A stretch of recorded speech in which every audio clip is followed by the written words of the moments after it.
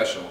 I'm your host, Rick Bakken, and this is my co-host, Keith Wang. Tonight we will be focusing on the United States military policy and the effects it has on the nation. We will be focusing on the history of the United States military, operations in both the Middle East and the Korean Peninsula, and the budget of the U.S. military. We will also discuss the controversial topic of women in the military. Now we'll cut to a previously recorded interview that we have with Spencer DePeso, our expert on U.S. military history. Well, Spencer DePeso, thank you very much for being here. Before we start, could you please give the viewers a quick background on yourself? Of course. I graduated from Harvard School with a master's degree in history with a focus on military history as well, and I am a former Marine. Awesome. So we're just going to start right out. Could you please give us a quick synopsis of the different branches of military and what their focus is? Of course. I'll start with the Marines, which were created in 1775.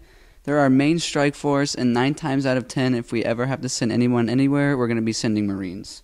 Also in 1775, the Army was created, which is mainly our occupational force, which is, if anything, which they stay and make sure everything's okay before anyone leaves.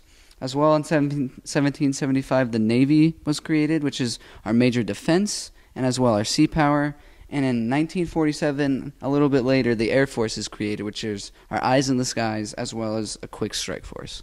Awesome, thank you. So one of the things that most Americans don't realize is that the Coast Guard is also, in fact, part of the United States military. It's its own branch. So could you give us a quick synopsis on that as well? Yeah, the Coast Guard has many goals. One of the major goals is going to be to deter drug trafficking. As well, it also protects smaller vessels and carries out search and rescue missions in United States waters. All right, thank you. As of late, it's been a big concern that the United States military isn't what it used to be. So if we're speaking just in terms of numbers, what do we have in the military? All right, so we enlisted today, we have 183,000 Marines, 262,000 Air Force members, 457,000 members of the Army, 277,000 members of the Navy, and 33,000 members of the Coast Guard. That's quite a bit. So in terms of attack and defense capabilities, would you say that the United States military is up to par with the rest of the world? Yes, of course it is. All right, thank you. So before we finish, I'd like you to give the viewers a quick account of what you did when you were in the United States Marine Corps. When I was in the Marines, I flew planes, I flew helicopters, I drove armored vehicles, I operated radar equipment. Being a part of one of the most elite fighting forces in the world is no easy task, but I am glad I got a chance to serve my nation. Well, thank you very much for your service, and thank you very much for being here, and it's been great talking to you. Thank you again, Spencer DePeso, for being on with us tonight. And now we will go back to a pre-recorded interview with Dr. Sorensen and his thoughts on the U.S. involvement in the Middle East. Thank you for joining us tonight, Dr. Sorensen. Oh, it's a pleasure. What can you tell us about yourself and how you've become an expert on the Middle East?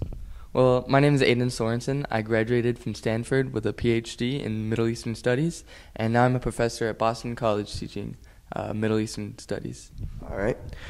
What is ISIS? ISIS stands for Islamic State of Iraq and Syria. They're an extremist group that rules by Wahhabi and Salafi law. Okay, and what has ISIS provided a threat to the U.S.? ISIS is a rising power in the Middle East and is a threat to the U.S. due to the complete and utter hatred for the Western civilization. Due to the fact that they're so heavily outnumbered, they have to fight dirty. And they're so ambitious to achieve their goal that they will and do fight dirty. What has President Obama done to fight off ISIS? So far, President Obama has led many airstrikes in Middle Eastern countries, and also he applies assistance to local forces. What are your thoughts on the United States' actions, and what would you do if you had a say? Well, I believe there are 2 options we can go to prevent ISIS spreading to America. First of all, we could go total offense and use full military actions to stop ISIS where they are. However, doing this will most likely cost the lives of many American soldiers. On the other hand, we could go complete defense. First, we would take back all our forces that are currently applied in the Middle Eastern countries. Then we would apply more assistance to local forces. And finally, we would increase the national security of our U.S. borders. All right, that sounds good. Thank you for joining us today and providing us with this interview. Oh, it's no problem. Thank you, Dr. Sorensen, for having the interview with us. Now we're going to shift our focus to North Korea. We're going to start back in the 1940s when North Korea was created. Originally, Korea was one country, but after World War II, North Korea was given to Russia and South Korea was given to the United States. Because of the Cold War, this became a battleground for the fight between communism and capitalism. North Korea attacked South Korea, and the UN became involved, with the US leading the coalition. Many US lives were lost, and that explains the apprehension that the US faces today when dealing with North Korea. Recently, North Korea has had both an alleged H-bomb test and a missile launch. The H-bomb test on January 6th of this year was alleged because there have not been any reports or findings of nuclear materials in the surrounding waters where they supposedly tested the bomb. It could have been a seismic event, but it's still not completely known what happened. The missile launch, however, has been reported, and it actually happened, and that has raised fears around the globe because it shows that North Korea may now have the capability to launch missiles around the world. People are afraid of this because leaders in Pyongyang, such as Kim Jong-un, have motives that are not completely clear, and people are afraid that launches may occur. The United States has been using economic sanctions as its main tool to fight against North Korea. They have frozen assets and controlled North Korean money in any way possible. Although this works, it has still obviously not completely curbed the effect of North Korean missile launches and testing. It is truly an interesting and sticky affair that is going on in the Korean Peninsula, and many events still need to occur for us to really get completely involved.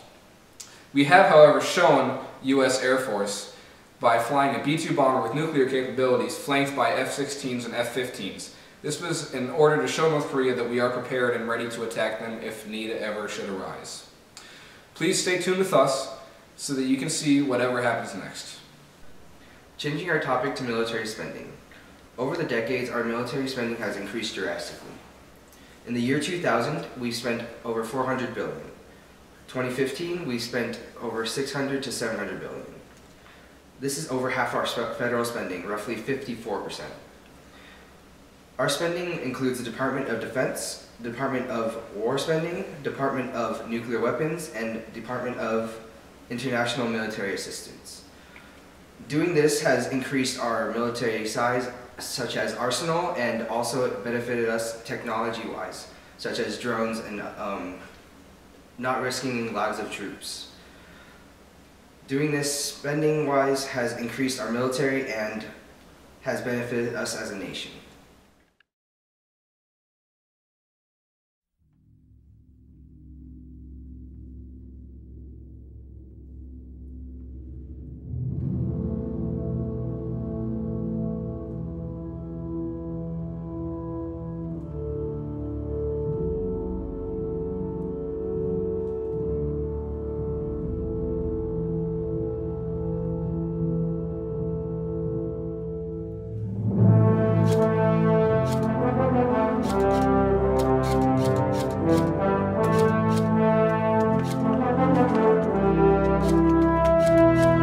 I get shot, I'm blaming you.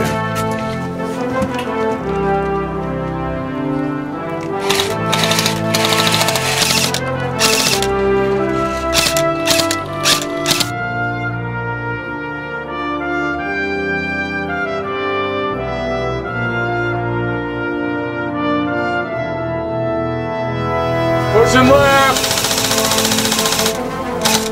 So it may look like I'm shooting at you, but I'm actually not.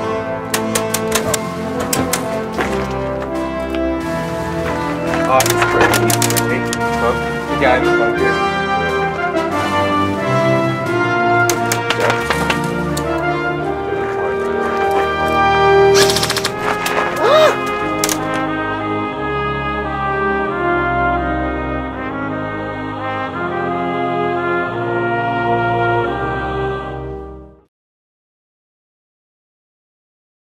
The challenges facing the country never stop. So neither does the U.S. Army. We train, adapt, and get smarter. Every soldier, every unit, every day. Not to keep up with change, but to drive it. Nobody knows what problems tomorrow will bring, but we do know who will solve them.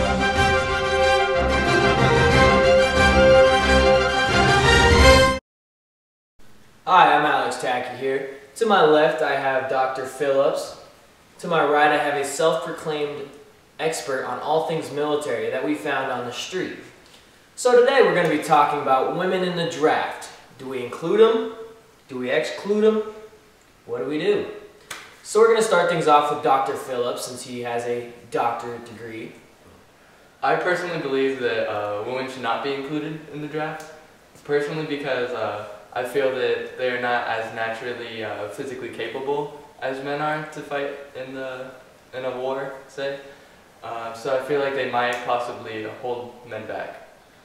All right, that's what we see from Dr. Phillips. What do you think, you expert? Hi, Mom. I think that if the Department of Defense thinks that women can fight alongside men, that's proof enough that they do actually contain all the physical capabilities to, fight a war if necessary. Yeah, I totally agree that they are capable. I'm just saying that it would be harder for them to get as fit. See, I don't think so. I've met a lot of women who were in much better shape than myself or any of the men that I've met, so I don't think that that's necessarily the issue. I mean, they could definitely, they could do what the military requires them to do. But do we include them in the draft rather than allowing them to just register for the military on their own? I think we do because a lot of women have been fighting for equal rights lately in terms of pay and everything, and I believe that if you want equal rights, you get all the equal rights. So you get in the draft, and I don't think it's a concern that the draft is going to be used. It hasn't been used since Vietnam, and I don't think it ever will be since then. So I don't think that's really an issue. I think it's more of like a silent victory for women that they could be in the draft. Do you have anything to say on that? No. So here we go to the next question. What if we have prisoners of war? They say the draft does happen, they do go off to fight. We have prisoners of war. What if they do become such captives? What if the enemy will take advantage of them? How do you feel about that? Well, I feel that, that's a clear violation of anything in the Geneva rights. And if that were to happen, then we'd have to save them. It's a risk, I suppose. If women are in the military, there are risks involved. Is it a risk they're willing to take? I think there'd be definitely more of a risk for females, and so I don't know if we should be willing to take that risk. There you go. Today I don't feel like doing anything. I just wanna lay in